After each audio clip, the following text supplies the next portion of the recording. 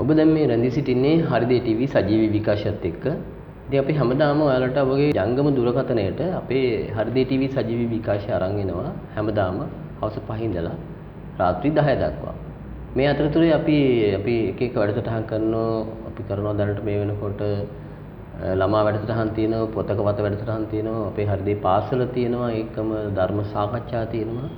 මේ වගේ වැඩසටහන් ගොඩක් තියෙන අතරතුරේ අපි තීරණය කළා අපේ පොඩිත්තන්ට අවස්ථාවක් දෙන්න අපි පොඩිත් එක් සමග අපි වැඩසටහනක් කරන්න පටන් ගත්තා. ඒකෙදි අද අපේ මැදිරියට පැමිණෙන අපේ පොඩිත් එක් සමග වැඩසටහනට පොඩි දියණියක්.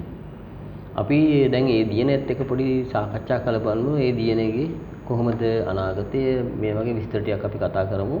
එහෙනම් අපි මුලින්ම අපි පොඩිත්ය අඳුරගෙන ඉමු. පුතේ ඔයාගේ නම මොකක්ද? මගේ නම උමාෂා පබ්බසරණී. මට වයස අවුරුදු 13යි. මං ඉස්කෝලේ යන්නේ ගාහෙලගොඩ සුමංගල ආදර්ශ විද්‍යාලය කුරුඳුවත්තේ. හොඳයි. එතකොට පුතා දැනට කී වසරද වගේ ඉන්නේ? මං ඉන්නේ 9 වසරේ. 9 වසරේ. ඔයාගේ විෂයන් මොනවද? ඒ කියන්නේ විභාගීකරණ හරි විභාගයක් 10 වසරට නේද ඔය විභාගෙ ලියන්නේ? දැන් ඉගෙන ගන්න විෂයන්? ඉගෙන ගන්නේ සාමාන්‍ය විෂයන් 12 ඉගෙන ගන්නේ දැනට. 11 වසරේදී තමයි අපි සාමාන්‍ය පෙළ ලියන්නේ. ඉතින් 10 වසරේදී තමයි විෂයන් තෝරගන්න තියෙන්නේ. ඔය තෝරගන්න හිතන් ඉන්නේ මොනවද? මම තෝරගන්න හිතන් ඉන්නේ ICT, Tamil සහ කොමර්ස් කියන විෂයන් තුන. ඔය Tamil තෝරගන්න එක හොඳයි. මොකද තා භාෂාවක් ඉගෙන ගන්න ගොඩක් හොඳයි ඒවා. දැනට ඔයා Tamil ඉගෙන ගන්නවද? ඔව්. කාගේද දෙමළ භාෂාව ඉගෙන ගන්න? මං යනවා සර් කෙනෙක්ගේ පුවෙන් දිනන් සර් කියලා. ඒ සර් සාමාන්‍යයෙන් දෙමළ හොඳට උගන්වනවා. ඉස්කෝලෙත් තියෙනවද දෙමළ භාෂාව උගන්වනවා? ඔව් ඉස්කෝලේ දෙමළ භාෂාව උගන්වනවා. මේ දවස්වල නෑ? ඔව් මේ දවස්වල ඉතින් තාම පටන් ගත්තේ නැද්ද ඉස්කෝලේ? නෑ තාම පටන් ගත්තේ නෑ. අපිට පටන් ගත්තා. හැබැයි අපි තාම ගියේ නෑ. ගියේ නෑ. ඇයි ගියේ නැත්තේ? ඉතින් කොරෝනා ප්‍රශ්නේ හින්දා. ඒ නෑ ඉස්කෝලේ පටන් ගත්තා නේද? ඔව් පටන් ගත්තා. ඉතින් කොරෝනා ප්‍රශ්නේ හින්දා අම්මලාත් කැමති නෑ යවන්න. ඒ වුණාට පුතේ මෙන්න මෙහෙම එකක්. ඒ කියන්නේ අපිට අපි ජීවත් වෙනකොට අපේ ජීවිතේ අපි හැම දෙයකටම මුණ දෙන්න ඕනේ. එහෙම එකක් දන්නවද? ඔව්. ඒක එතකොට අපි දැන් කියන්නේ ලෝකයක් හැටියට අපි ඔක්කොම මේ කොරෝනා කියන එක හැදිලා තියෙනවා. හැබැයි අපි රටක් හැටියට දැන් ඉස්කෝලේ පටන්ගෙන තියෙනවා. તો අපි ඒකට මුණ දෙන්න ඕනේ. ඉතින් ඔයාලා ඉස්කෝලේ යන්න ඕනේ. ඒකට මම යෝජනා කරනවා ඔයාලට ඉස්කෝලේ යන්න කියලා. මොකද අපි දැන් අපිට මේ වගකීම් කියන ඒවා නෙමෙයි. ඒ කියන්නේ අපි ජීවත් වෙනකොට අපිට මේ ලෙඩ දුක් හැදෙනවා. අපව සන්තෝෂ වෙන තම වෙලා තියෙන. ඒ නිසා අපි ඒකට මුණ දුන්නොත් තමයි අපිට ඊළඟ අභියෝගයට මුණ දෙන්න පුළුවන් වෙන්නේ. ඒ කියන්නේ අපි වැඩිහිටිය හැටියට මෙතෙන්ට අපි ඇවිත් තියෙන්නේ ගොඩාක් අභියෝගකට මුණ දීලා. ඔයාලා පුංචි කාලේ අහලා තියෙනවද ඉස්සර ඇඳින්න නීති තිබුණා කියලා? ඉස්සර JVP කාලේ. ඔව්. ඇඳින්න නීති තිබුණා කියලා දන්නවා. ඒකම අපිට තව කලබල 3-4ක් තිබුණා. ඔයගොල්ලොන් වගේ අපිත් මේ පුංචි කාලෙදී අපිට මේ වගේම තමයි මේ ප්‍රශ්නේ තිබුණේ. ඉස්කෝල නෑ, ලයිට් නෑ, කෑම නෑ. ඉතින් ඒ වගේ අපිට සමහර අපි පුතේ වලට දැන් අපි වැඩිහිටිය වැඩසියෙන් ඔයගොල්ලන්ට කියලා දෙන්න ඕන. අපි බලන් ඉන්න දරුවන්ටත් මේ කියන්නේ අපි එක කාලයක් තුන මේ වගේම තාම එතෙන්ට ආවේ නැහැ මේ රට මේ කාලේ. අපි ඒ කාලේ පරිප්පු වෙනුවට ලාවලු වියලා කාලා තියෙනවා. ඊළඟට අපි තුන් වේලෙන් එක වේලයි බත් කෑවේ. සමහරලාට එක වේලකුත් නැහැ. අපිට ඒ කාලේ හම්බුනේ එක ගෙදරකට එක්කිනාට පාන් කාලයි. පුතාට දැන් හම්බුනොත් කොහොමද පාන් කාලක් එක වේලකට? දැන් ඔයාලා හිතන්නකෝ දැන් ඔයාලට වැඩිය දරුණු කාලයක අපි ඉඳලා කියලා. ඉඳලා තියෙනවනේ. ඒ අත්දැකීම. ඒ හැම එකම අත්දැකීම් කියලා ගත්තොත් ඔයාලට ඉස්සරහට යන්න ලේසි. මම දැන් ඔයාලට කිව්වේ මේ දැන් මේ පොඩි දෙයක් අරන් ඔයාලට මෙහෙම කතා කරේ. ඔයාලා මේ දැන් මම කලින් දන්නවද එහෙම ලාවලු පරිප්පුනුට කාලා තියෙයි කියලා? අහලා තියෙද? එහෙනම් මේ ඊට මම කාලා තියෙනවා. ඒ නිසා තමයි මේ බය නැතුව කියන්නේ. අපේ අම්මලා අපිට ඒවත් එක්ක අපිට ගොඩක් දේවල් අපිව බඩගින්නේ තියලා නැහැ අපේ අම්මලා. දැන් ඕගොල්ලෝගේ අම්මලා කවදාවත් රටේ මොන ප්‍රශ්න තිබුණත් ඔයාලා බඩගින්නේ තියන්නේ නැහැ. එතකොට ඔයාලට මොකද කරන්න ඕනේ? අපි කරන්න ඕනේ ඉතින් දෙමව්පියන්ගේ බලාපොරොත්තු ඉෂ්ට කරන්න. සහ ඉතින් දැන් අම්මලා අපි වෙනුවෙන් එච්චර දේවල් කරනවා නම් අම්මලාටත් අපි ගැන හීන තියෙනවානේ. ඉතින් අපි කරන්න ඕන ඒවා ඉෂ්ට කරන එක. එතකොට මොකද කරන්න ඕනේ? හොඳට ඉගෙන ගන්න. හොඳට ඉගෙන ගන්න ඉස්කෝලේ යන්න ඕනේ. ඒකෙන්ද මම කියන්නේ ඒ කියන්නේ මෙහෙමයි. ඉස්කෝලයක් ඇත්තටම මේ ඉස්කෝලේ ආරක්ෂාව බය වෙන්න එපා. ඔයාගේ ඉස්කෝලේ ඔයාට ආරක්ෂාව තියෙනවා. ඒ කියන්නේ එතකොට ඔයාලා දැන් ඉන්ජෙක්ෂන් ගහන ටික තියෙනවා, තා බෙහෙත් වර්ග තියෙනවා. ඕගොල්ලෝ මාස් එකක් දාන්න කියනවා. තා හැසිරීම් රටාවක් තියෙනවා. හැබැයි පුතේ ඉස්කෝලේ ගියහම ඔයා ඒ හැසිරීම් රටාවට හැසිරෙන්න ඕනේ. යාළුවොත් එක්ක මීටර දුර ඉන්න ඕනේ. ඒක කරන්නේ නැහැ නේද ඉස්කෝල ළමයි? නෑ. අන්න එතන තමයි ප්‍රශ්නේ. හරිනේ? ඉස්කෝලේ යන්න මාස් එක දාන් ඉන්න. ඒ කියන්නේ අර එක වතුර බෝතලේ දෙන්න බොන්න එපා. දැන් අර කලින් කරපු යාළුකම් කරන්න බෑ. අන්න ඒ ටික නවත්තගෙන ඔයාලා ඉගෙන ගත්තොත් ඔයාලට ඉස්කෝලේ යන්න බය නෑ. ඒතකොට අම්මලා තාත්තලාට කියලා යන්න අපි අම්මේ තාත්තේ අර විදියට ඉඳලා එන්නම් බය වෙන්න එපා කියලා. හරිනේ? එතකොට ඔන්න මම දැන් මේ ওই අහංගින් දරුවන්ටයි මේ දූටත් එක්ක මම මේ කතා කරන්නේ අපි පොඩිත් එක්ක සමග කතා කරන්නේ අපි හැමෝම මේ එදිනදා ප්‍රශ්න අපි බෙදා හදා ගන්න ඕනේ හින්දා තමයි. අපි එහෙනම් දැන් මේ දූග්ග ගැන විස්තර වලට යමු අපි පොඩි වෙන වටපිටාවක් කතා කරේ. පුතා කවුරු වෙන්නද කැමති? මං කැමති ෆ්ලයිට් ඇටෙන්ඩන්ට් කෙනෙක් වෙන්න. ඉතින් මං ඒකට අවශ්‍ය අධ්‍යාපන කටයුතු හැම දෙයක්ම ගාන්ට කරගෙන යනවා. ඊට අමතරව මම කැමති මියුසික් පැත්තෙන් ඉස්සරහට යන්න. ඇත්තටම මම ඩාන්සින් තමයි විෂයක් විදියට කරන්නේ.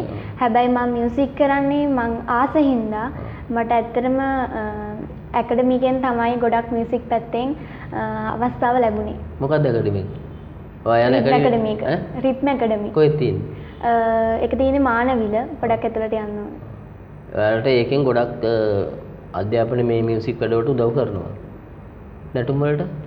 ඩාන්සින් පැත්තෙනුත් ටීචර් මට උදව් කරනවා. සහ මම ඩාන්සින් ක්ලාස් එකකට වෙනම ජොයින් වෙනවා. හොඳයි. ඔයා කරපු නැටුමක් අපිට බලන්නත් පුළුවන්. මොකද මං දන්නවා ඔයාට නැටුම් පුළුවන් කියලා. අපි අපේ බලන් ඉන්න යාළුවන්ට අපි දූගේ නැටුමක් ඔන්න දැන් බලන්න පුළුවන්. මේ දැන් නෙවෙයි නටන්නේ. මෙයා එහෙදි කළපු එකක් අපට WhatsApp මාර්ගයෙන් එවලා තිබුණා.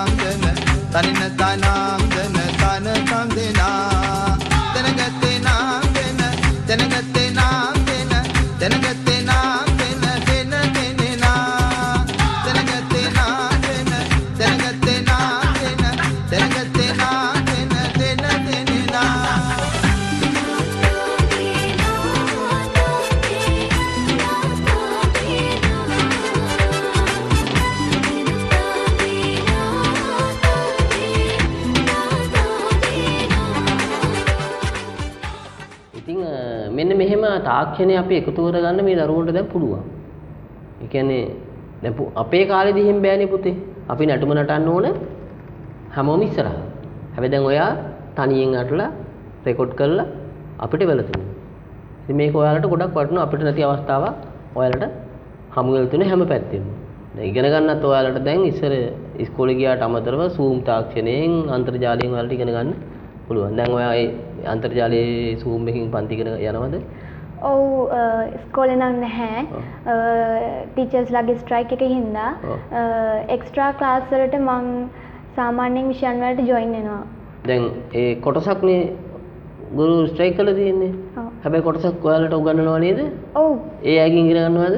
ඔව් ඉගෙනනවා. අන්න ඒක තමයි කළ යුත්තේ. ඒ කියන්නේ අපිට අනිත් අය මොනවා කළත් ප්‍රශ්නයක් නැහැ. අපි ඉගෙන ගන්නවා. ඒ කියන්නේ වැඩිහිටියන්ගේ ප්‍රශ්නේ වැඩිහිටියෝ ඉඳගනින්න.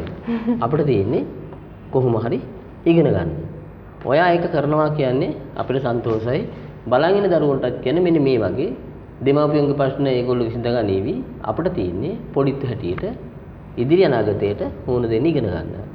දැන් පුතේ ඔයාලා තමයි තා අවුරුදු 10කින් මේ අපේ තන ගන්නෙ. එතකොට ඔයාලට ලොකු වගකීමක් තියෙනවා අපිට වැඩිය. ඒ කියන්නේ දැන් රටේ තියෙන ප්‍රශ්න වැඩි. ඒවට මුහුණ දෙන්න ඔයාලා හුරු වෙන්න ඕන. දැන් ඔයාලා ඒක තමයි මේ දැන් කරන් යන්නේ. ඔයා හොඳ බලාපොරොත්තුවක් කිව්වා. මොකක්ද ඔය බලාපොරොත්තු කිව්වේ? ෆ්ලයිට් ඇටෙන්ඩන්ට් කෙනෙක් වෙන්න. ඒකට අවශ්‍ය සුදුසුකම් ගොඩක් ඔයා දන්නවද මොනවද කියලා? තෝරගෙන තියෙන්නේ? මම සාමාන්‍යයෙන් කියන්නේ ඉගෙනීම පැත්තෙන් ඒකට සාමාන්‍යයෙන් වැඩිය තාම දන්නේ නැහැ. දැන් මම තාම ඒක ගැන අධ්‍යයනය කරගෙන යනවා. විශේෂයෙන්ම ඉංග්‍රීසි වල. તો දැන් ඉංග්‍රීසි භාෂාව කියන එක ඉගෙන ගන්න පුතේ ඔයි මේ ඕගොල්ලෝගේ කාලේ තමයි ලේසිම. වැඩි හිටිනාට පස්සේ ඉංග්‍රීසි ඉගෙන ගන්න ටිකක් අමාරුයි. පාඩම් හිටින්නේ නැහැ. දැන් ඔයාලා මොන භාෂාව හරි ඉගෙන ගන්න ගත්තොත් බලන් ඉන්න පොඩින් තටත් කියන්නේ මේ පුංචි වයසේදී භාෂාව කියන එක ඉගෙන ගන්න ගත්තොත් ඉගෙන ගන්න ලේසියි. දැන් අපි වගේ වයසට ගිහිල්ලා භාෂාව ඉගෙන ගන්න ගියොත් අපිට හරි අමාරුයි. අපිට පාඩම් හිටින්නේ නැහැ. හැබැයි ඔයාලට ඔළුවේ ප්‍රශ්න නැති හින්දා පාඩම් කරගන්න ලේසියි. ඉතින් ඒ නිසා ඔයා ඉංග්‍රීසි භාෂාව ඉගෙන ගන්න ගොඩක් යොමු වෙන කියලා මම යෝජනා කරන ඔයාලට ඔයාගේ බලාපොරොත්තු ඉෂ්ට කරගන්න ඕන නිසා. මේ ඉංග්‍රීසි භාෂාව ඉගෙන ගන්න ගොඩක් වටිනවා.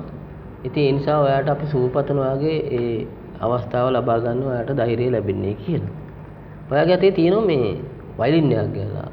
අපි දැන් නැටුම අපි අන්තර්ජාලය හරහා බැලුවා. දැන් බලමුකෝ මේ ඔයාගේ දක්ෂතාවය.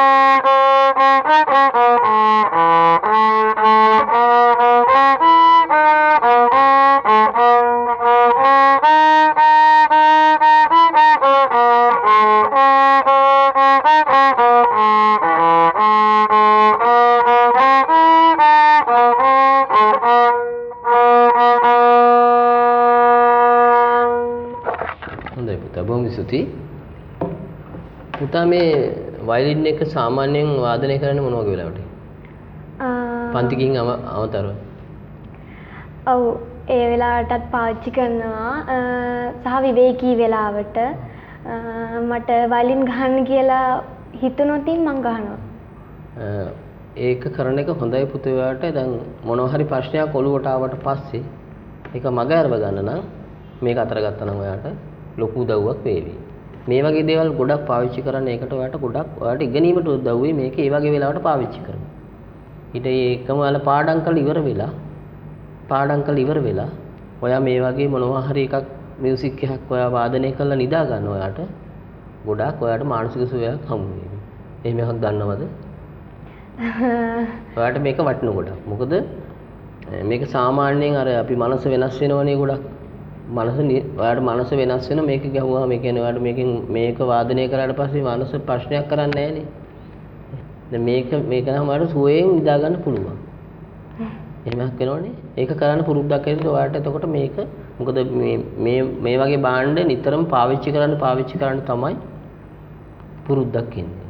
මොකද මේක අපිට අරන් අහන්න බෑ. ඔයගොල්ලෝ ප්‍රැක්ටිස් කරන්න තමයි මේක දියුණු කරගන්න පුළුවන් වෙන්නේ. එතකොට ඒකින්දම නෙමෙයි ඔයාලට කිව්වා ඔයා නිතරම මේක දවසට එකපාරක් හරි පාවිච්චි කරන්න නිදා ගන්න ඉස්සෙල්ලා. විනාඩි තප්පරයක් දෙකක් හරි කමක් නැහැ පාවිච්චි කරලා නිදා ගන්න. එතකොට ඔයාලට මානසික සුවයක් ලැබෙයි කරලා බලන්න.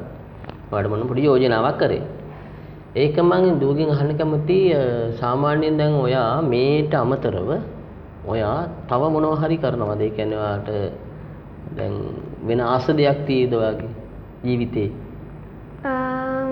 මං කැමති ළමයින්ට උගන්වන්න වගේ. මං දැන්ටත් මලිටත් ක්ලාස් කරනවා. ඒ කියන්නේ මලිට බැරි විෂයන් හිම උගන්වනවා. මං ගොඩක් කැමතියි ඒකට. ඇත්තටම ගුරුවරයෙක් හැටියට මේ පුතේ Taman දන්න දේ කාට හරි කියලා දුන්නොත් ඔයාට ඒක දෙවෙනි පාරක් මතක් වෙනවා. ඒකට සාමාන්‍යයෙන් ඔයාලට ඉගෙන ගන්න තවත් ලේසි ක්‍රමයක් තමයි ඔයා දන්න දේ තාකට හරි කියලා දෙන්නේ. මුදල් වලට නෙමෙයි. මේ හම්බ කරන්න නෙමෙයි. හැබැයි ඔයාට කවදා හරි ඒක ආයි ප්‍රයෝජනවත් වෙනවා. ඔයා ওই කර රසාවල් දෙකම කරත් තුන්වෙනි රසාව කරීට ඒක කරන්නත් පුළුවන්. ඒක හින්දා ඔයා ওই කරන ඒවා දිගටම අරන් යන්න. ඒ කියන්නේ ඕගොල්ලෝගේ ඉස්සරහා පරපුරට මෙහෙම ඕන. මොකද කියන්නේ ඕගොල්ලෝගේ පරපුරේදී අපේ කාලේ වගේ නෙමෙයි ඔයාලා රට බාර ගන්නකොට මිනිස් ශ්‍රමය කියන එක හිග වෙයි. අපිට එහෙම පේන්න තියෙනවා. ඔයාලට එහෙම පේනවද? දැන් ගෙදර කී දෙනෙක් ඉන්නවද වගේ? ආච්චි සීයයි අම්මයි තාත්තයි මායි මල්ලි.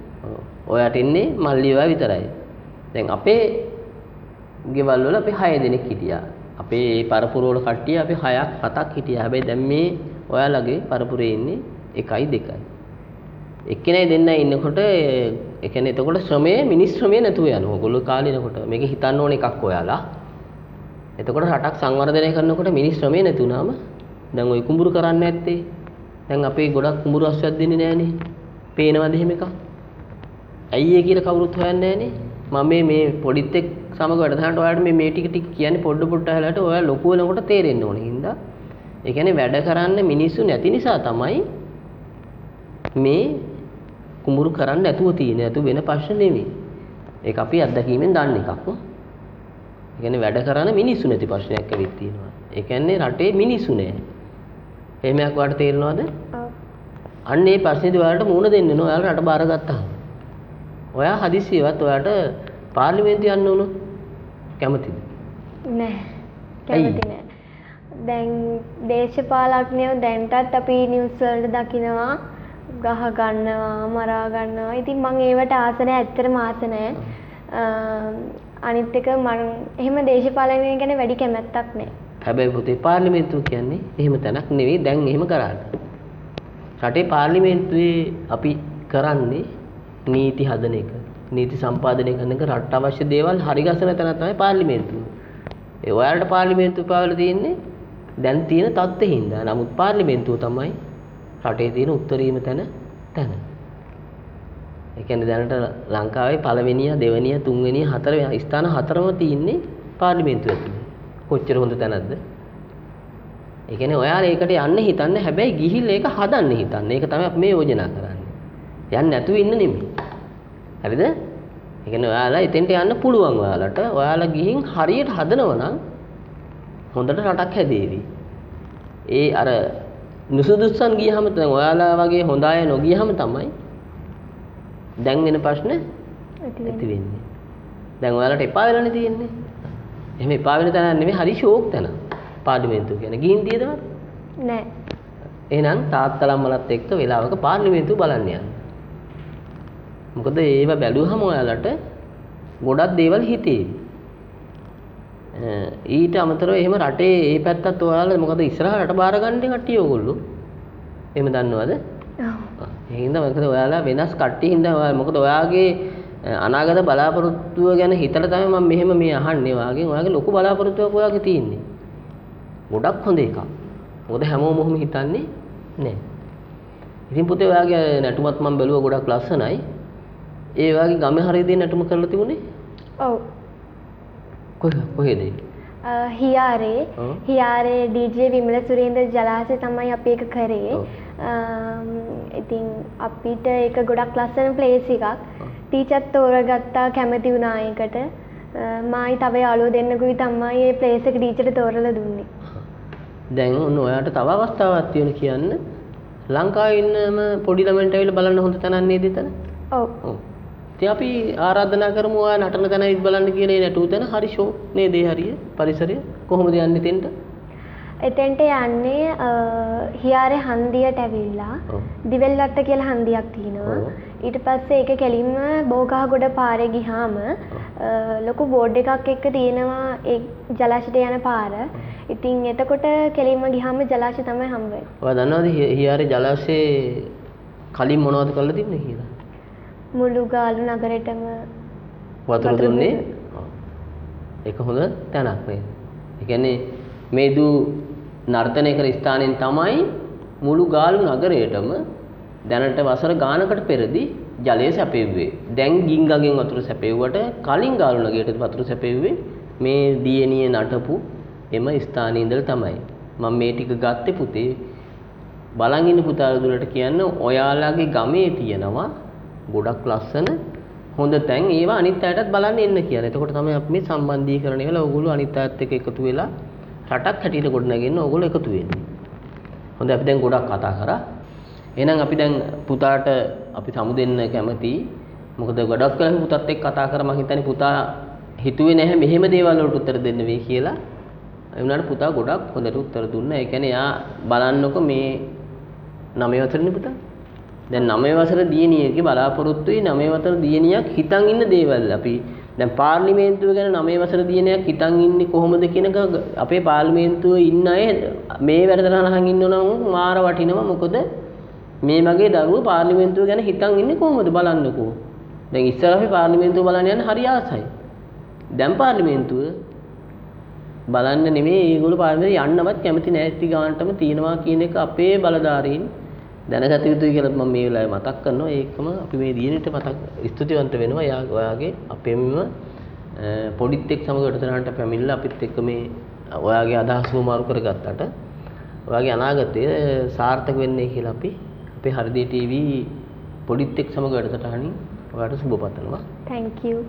එහෙනම් ඉතින් ඔයාලටත් මෙන්න මේ වගේ අපිත් එක්ක සාකච්ඡා කරන්න මේ වගේ තමන්ගේ දක්ෂතාවයන් පෙන්වන්න කැමති නම් අපිට කතා කරන්න 072 321 3966 කියන දුරකථන අංකයට ඒකම අපිට WhatsApp කරන්න ඔයාලගේ මොනවා හරි නැටුම් තියෙනවා නම් ඒවත් අපිට WhatsApp කරලා එවන්න අපි ඒ වුණත් පෙන්වන්න කැමතියි. ඒකම අපිට ලියන්න හෘදේ ටීවී ප්‍රධාන කාර්යාලය අබේසේකර ඩීපඩුමාලිගේ උඩුමහල ලබුදුව ගාල්ල. එහෙනම් ඉතින් අපි අදට අපේ පොඩිත් එක්ක සමග වැඩසටහනෙන් සමුගන්න ඔබ සමගින් අපි දැන් ඊළඟ වැඩසටහනට යමු.